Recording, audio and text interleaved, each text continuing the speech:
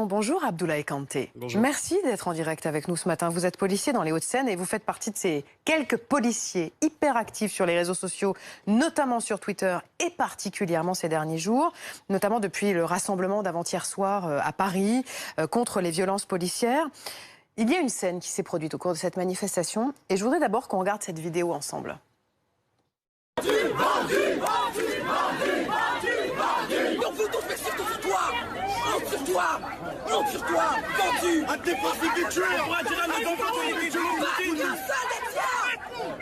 T'es de leur côté, t'as pas honte.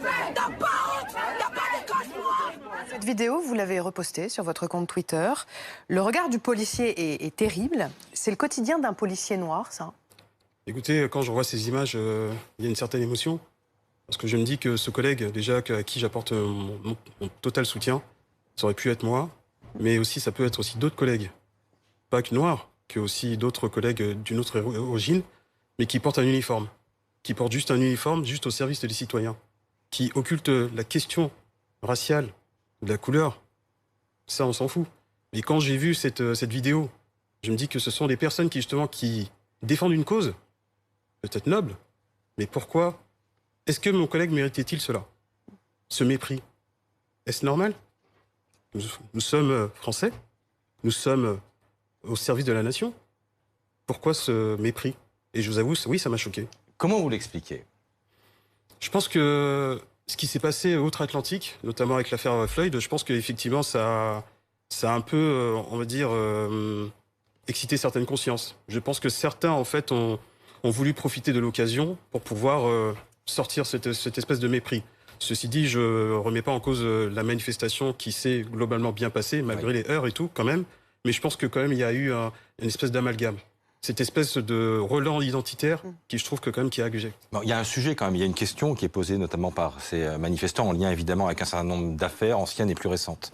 La police est-elle raciste? C'est une question récurrente. Est-ce que c'est une vraie question pour vous? Je vais vous parler vraiment avec la plus grande des franchises. La police française n'est pas raciste. Il existe des cas, des comportements déviants qui peuvent être racistes. Ce sont des actes discriminants qui doivent être punis, à partir du moment qu'ils sont prouvés. Mais dire que la police française est raciste est totalement faux.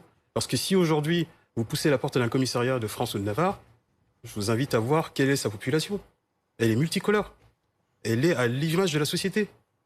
Mais aujourd'hui, on est dans une espèce de généralisation systémique qui dit que oui, la police française est basée sur un racisme systémique. Écoutez, c'est faux. Un racisme diffus, disait Laurent Nunez il y a une semaine, secrétaire d'État à l'intérieur. C'est un racisme. Vous en avez autour de vous des collègues racistes? Écoutez, vous savez, il y a des personnes qui ont des idées.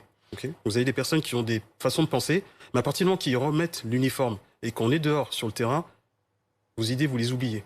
Vous les oubliez. C'est votre vie privée. Mais par contre, évidemment, si leurs actions sont discriminantes envers la population que nous servons, effectivement, il est normal qu'il faut le dénoncer. Parce que comment voulez-vous être crédible si vous-même, vous êtes discriminant envers d'autres?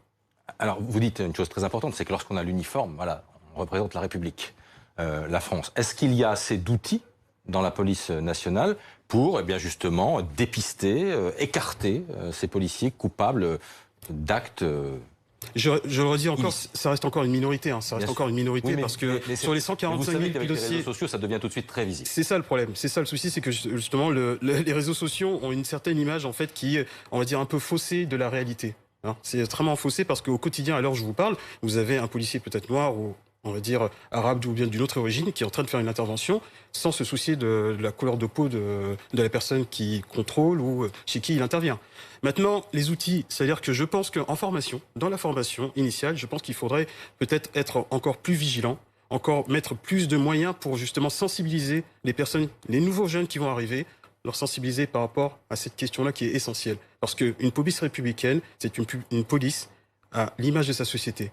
Donc, je pense que voilà, pour être crédible, il faudra aussi montrer certaines choses logiques. Un dernier mot, ce que vous faites là, publiquement, sur Twitter, qu'est-ce qu'ils disent vos collègues? Ils vous disent continue ou... Écoutez, j'ai énormément de soutien parce que je pense qu'il est nécessaire aujourd'hui d'apporter, comment dire, des messages d'apaisement et que justement que ceux qui pensent que nous sommes des ennemis de leurs ennemis, nous ne sommes pas leurs ennemis, nous leur servons, comment dire, la France et la police française, c'est ça.